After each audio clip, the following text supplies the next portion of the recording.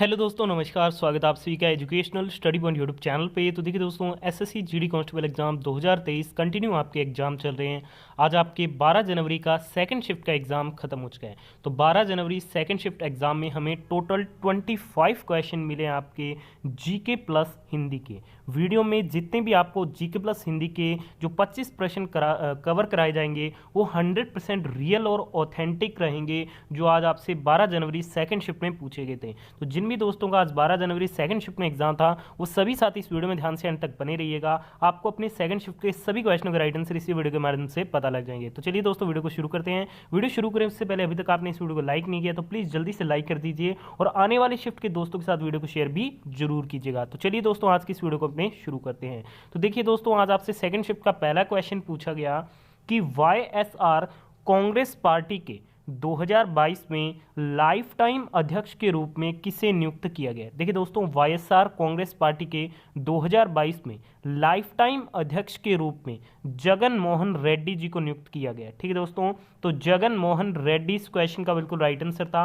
और 2022 में जो आपके सीधी कांग्रेस पार्टी उसके अध्यक्ष कौन बने हैं, तो वो मल्लिकार्जुन खड़गे बने हैं। ठीक है, तो ये दोनों बात आपको ध्यान में रखनी है। और वाईएसआर कांग्रेस पार्टी के लाइफ टाइम अध्यक्ष के रूप में जगन मोहन रेड्डी को नियुक्त किया गया है। अगले क्वेश्चन में आपसे पूछा गया कि निशा गांधी नृत्य उत्सव किस राज्य में मनाया जाता है। Where Nishagandhi dance festival is celebrated. देखिए दोस्तों, जो निशा गांधी नृत्य उत्सव है ये भारत के केरल राज्य में मनाया जाता है। ठीक है दोस्तों, तो केरल इस क्वेश्चन का बिल्कुल राइट आंसर रहेगा। आपको कमेंट बॉक्स में बताना है केरल का शास्त्रीय लोक नृत्य कौन सा है। ठीक है दोस्तों, बढ़ते हैं अगले क्वेश्चन की ओर। अगला क्वेश्चन आपसे पूछा गया कि मार्च 2022 में यूपी के मुख्यमंत्री के रूप में किसने दोबारा शपथ ली। ठीक है, यहाँ पे आपको मार्च 2022 ऐड कर देना, इस प्रकार से क्वेश्चन पूछा गया था। तो मार्च 2022 में यूपी के मुख्यमंत्री के रूप में जो दोबारा शपथ ली गई है वो ली गई है सेकेंड टाइम योगी आदित्यनाथ जी के द्वारा। तो चलिए दोस्तों, बढ़ते हैं अपने नेक्स्ट क्वेश्चन की ओर। अगला क्वेश्चन आपसे पूछा गया कि 36वां राष्ट्रमंडल खेल 2022 में कहां आयोजन हुआ है। तो देखिए दोस्तों, 36वें राष्ट्रमंडल खेल 2022 का जो आयोजन है वो आपके गुजरात राज्य में हुआ है। ठीक है दोस्तों, तो गुजरात इस क्वेश्चन का आपका बिल्कुल राइट आंसर था। चलिए इसके बारे में डिटेल से बात करते हैं। गुजरात में 29 सितंबर से 10 अक्टूबर के बीच 36वें नेशनल गेम्स का पीएम मोदी ने गुरुवार शाम उद्घाटन किया। पहली बार ये अहमदाबाद, गांधीनगर, सूरत, वडोदरा, राजकोट, भावनगर सहित गुजरात के 6 शहर इसकी मेजबानी करेंगे। ठीक है दोस्तों, और इसमें देश के लगभग 7,000 एथलीट हिस्सा लेंगे। ठीक है, और टोटल इसमें 36 खेलों का आयोजन किया गया। ठीक है, तो ये पॉइंट्स आपको ध्यान में रखने हैं। अगला क्वेश्चन सेकेंड शिफ्ट में पूछा गया कि 11वीं पंचवर्षीय योजना में किस पर जोर दिया गया था, यानी कि इसका मेन मोटो क्या था। तो देखिए दोस्तों, 11वीं पंचवर्षीय योजना में तेज और अधिक समावेशी विकास पर जोर दिया गया था, यही इसका मेन मोटो था। ठीक है दोस्तों, तो तेज और अधिक समावेशी विकास इस क्वेश्चन का आपका राइट आंसर था। और 11वीं पंचवर्षीय योजना 2007 से 2012 तक थी, जिसमें तेज और अधिक समावेशी विकास पर क्या ये थी, केंद्रित थी। नेक्स्ट क्वेश्चन में पूछा गया कि भारतीय संविधान का कौन सा अनुच्छेद अस्पृश्यता के अंत से संबंधित है, यानी कि अनटचेबिलिटी से संबंधित है। देखिए दोस्तों, जो अस्पृश्यता का अंत है ये अनुच्छेद 17 में इसके बारे में बताया गया है। तो आर्टिकल 17 इस क्वेश्चन का आपका बिल्कुल राइट आंसर था। ठीक है, अनुच्छेद जो 17 है वो अस्पृश्यता के उन्मूलन से संबंधित है, अनटचेबिलिटी से संबंधित है। और हम कुछ महत्वपूर्ण अनुच्छेद के बारे में बात करेंगे। देखिए, जो अनुच्छेद 15 है वो जाति, लिंग या जन्म स्थान के आधार पर भेदभाव से संबंधित है। अनुच्छेद जो 18 है वो उपाधियों के अंत से संबंधित है। अनुच्छेद जो 19 है वो वाक और अभिव्यक्ति की स्वतंत्रता से संबंधित है।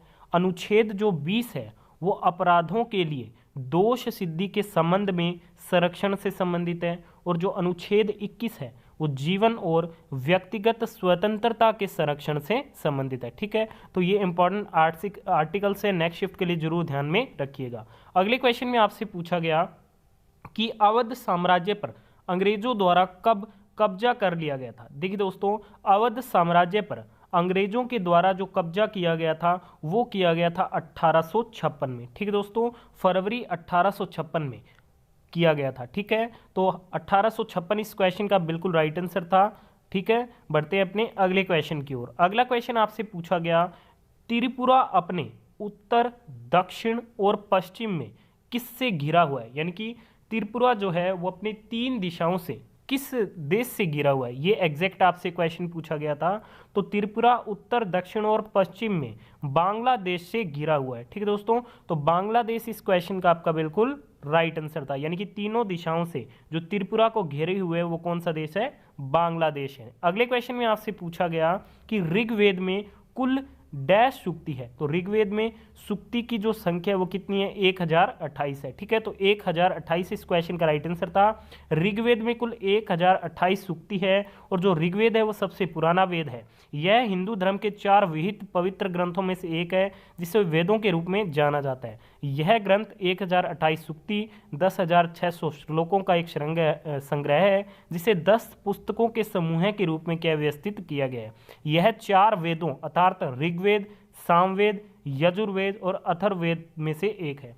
सामवेद में कई सूक्ति ऋग्वेद से ली गई है, जो संगीत से संबंधित है। इसे धुनों की पुस्तक भी कहा जाता है। ठीक है दोस्तों, ऋग्वेद को सूक्ति भजन की पुस्तक कहा जाता है, यजुर्वेद को त्याग की पुस्तक और अथर्ववेद को जादुई आकर्षण की पुस्तक कहा जाता है। तो ये इंपॉर्टेंट फैक्ट्स है, नेक्स्ट शिफ्ट के लिए कवर कीजिएगा।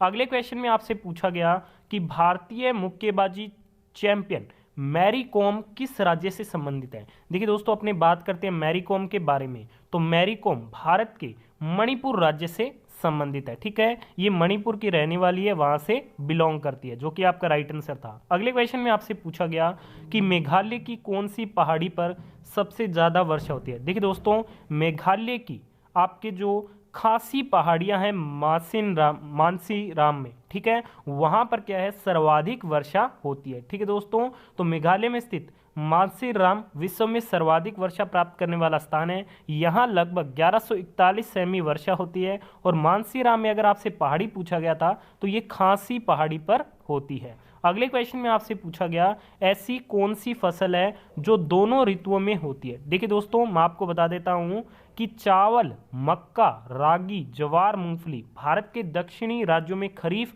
और रबी दोनों मौसमों में क्या है, उगाई जाती है। तो इनमें से आपको क्या ऑप्शन में दिया गया था, उसके अकॉर्डिंग आप राइट आंसर कर सकते थे। अगला क्वेश्चन पूछा गया था, हिंदी का था, जो कम बोलता हो, तो जो कम बोलता हो उसे हम अल्पभाषी या फिर मितभाषी के नाम से जानते हैं। बढ़ते हैं अगले क्वेश्चन की ओर। अगला क्वेश्चन आपसे पूछा गया कि दुख का पर्यायवाची शब्द, तो दुख का पर्यायवाची शब्द क्या होता है ये आपको बताना था।